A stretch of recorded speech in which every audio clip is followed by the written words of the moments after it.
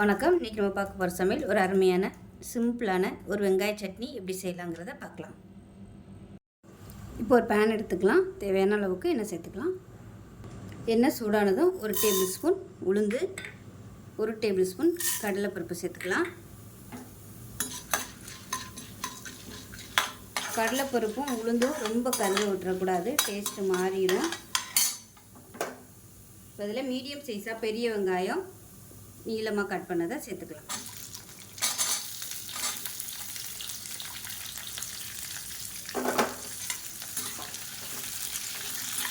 இப்போ இது கூடவே ஒரு 6 பல் பூண்டு சேர்த்துக்கலாம்.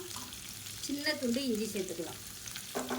பூண்டு ஃப்ளேவர் தான் அதிகமாக இருக்கணும், இஞ்சி வந்து கம்மியாகவே சேர்த்துக்கோங்க. இப்போ இதில் ஒரு 7 வரமிளகாய் சேர்த்துக்கலாம். இது வந்து காரம் அதிகமாக இருக்கும், அதனால் 7 சேர்த்துருக்கேன். அதாவது குட்டி குட்டியாக இருக்கிறதுனால 7 சேர்த்துருக்கேன். நீங்கள் பெருசாக இருந்தீங்கன்னா ஒரு 3 இல்லை 4 சேர்த்துக்கோங்க, காரத்தை பொறுத்து.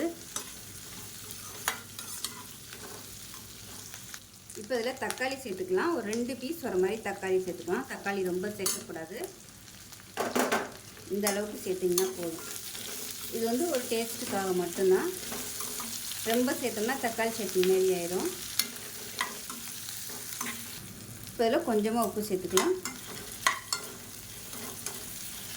இப்போ இதில் சும்மா ஒரு கொத்து கருவேப்பிலையில் சேர்த்துக்கலாம். சுண்டைக்காய் சைஸுக்கு புளி சேர்த்துக்கலாம்.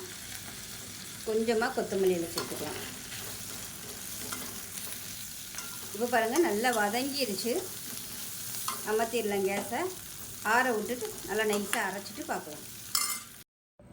இப்போ பாருங்கள், சட்னி நல்லா அரைச்சிட்டு வந்தாச்சு. இதை விட கெட்டியாக அரைச்சிக்கிறதுனாலும் அரைச்சிக்கலாம். நான் வந்து கொஞ்சம் இந்த மாதிரி அரைச்சிருக்கேன் தண்ணியாக.